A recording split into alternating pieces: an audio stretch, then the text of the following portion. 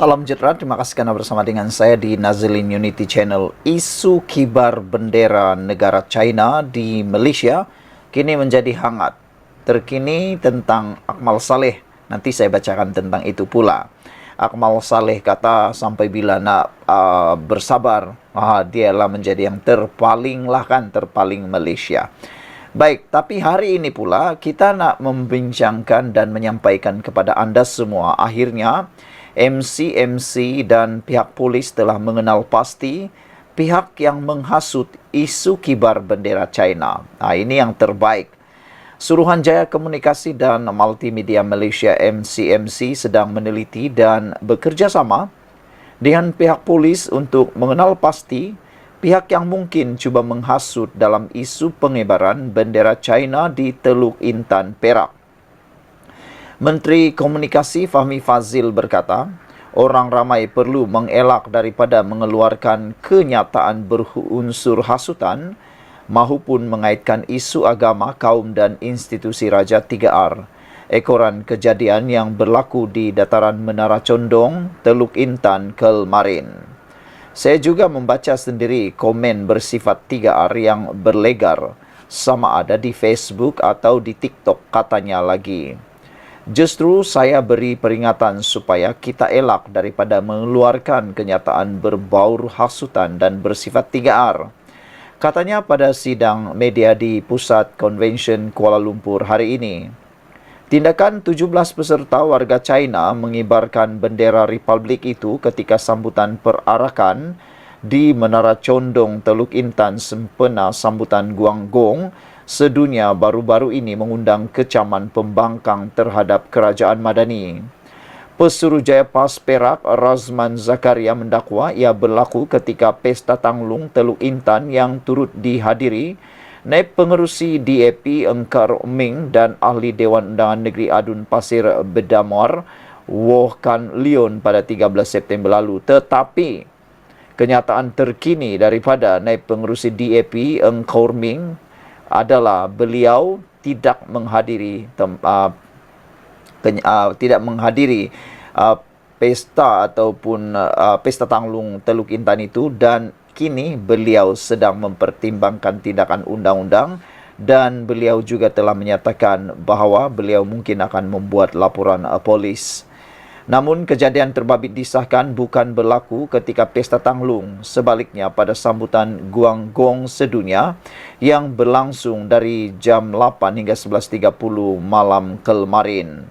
Itulah netizen mula menyalurkan kemarahan terhadap kenyataan Razman Zakaria yang kata mereka sembarang petik sahaja, padahal itu bukan berlaku pada Pesta Tanglung di Teluk Intan, tetapi ianya berlaku dalam sambutan Guanggong sedunia yang berlangsung dari jam 8 hingga 11.30 malam kemarin.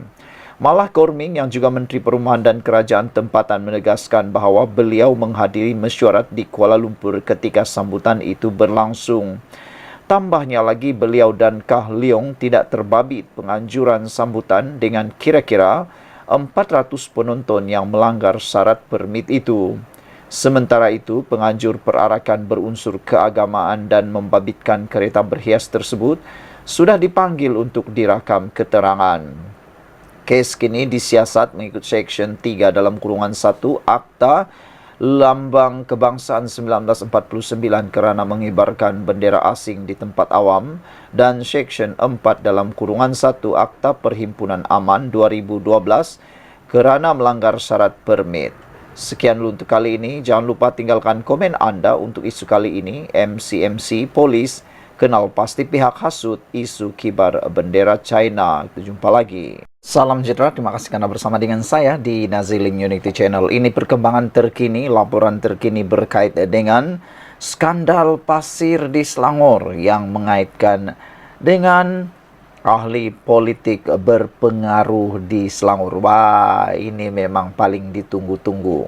Hari ini akhirnya Menteri Besar Selangor Amiruddin Syari buka suara menyatakan perkara yang kita tunggu-tunggu, mendedahkan perkara yang ditunggu-tunggu oleh rakyat Malaysia, maklumat yang paling penting dan mungkin clue kepada identiti sebenar siapa yang disiasat oleh SPRM atau siapa yang dimaksudkan sebagai ahli politik berpengaruh tersebut. Hahaha. Yang pastinya, apabila Amiruddin Syari, Menteri Besar Selangor telah bersuara, pastinya ini akan membuatkan jantung orang yang dikaitkan sebagai ahli politik berpengaruh itu berhenti sekejap. Lutut dah tak dapat berdiri lagi sebab dah berlenguh bergoyang, kaki dah bergetar-getar, dan mungkin malam ini meroyan tak dapat tidur. Siapa orangnya? Entahlah. Anda boleh jangka, Anda boleh ramal, tapi kita tak tahu siapa. Yang pastinya sudah banyak spekulasi dalam laman media sosial, dalam dunia media sosial yang meramalkan, menyatakan orang tersebut. Saya pun tak berani cakap, takut nanti kena saman.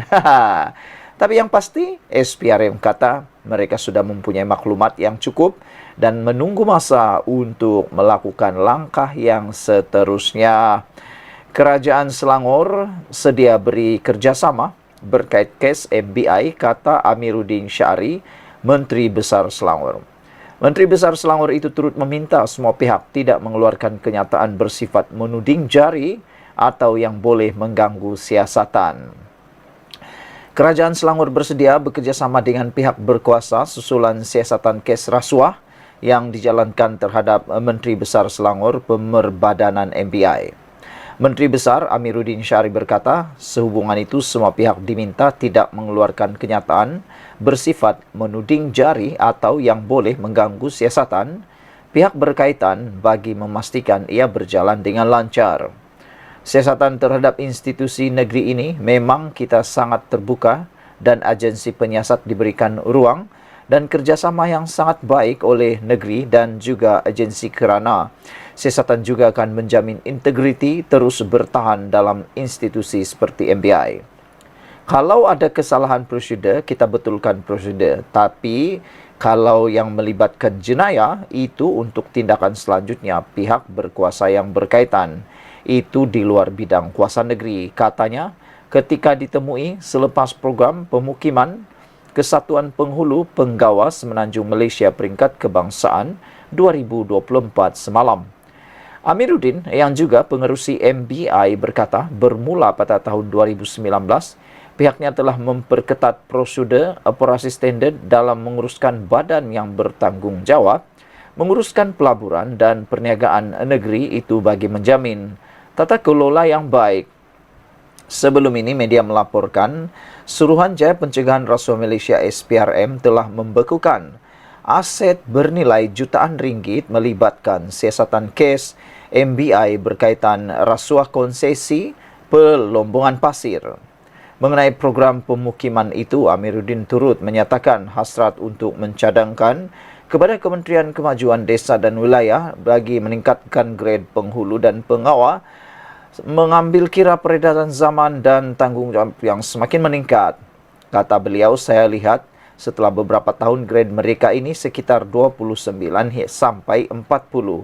Jadi sudah sampai masanya dengan institusi kita yang semakin kompleks, mungkin penggradean mereka ini boleh ditingkatkan melebihi 40 kerana setengah daripada mereka ini ada yang berpendidikan ijazah dan ada juga doktor falsafah, kata beliau lagi. Wow.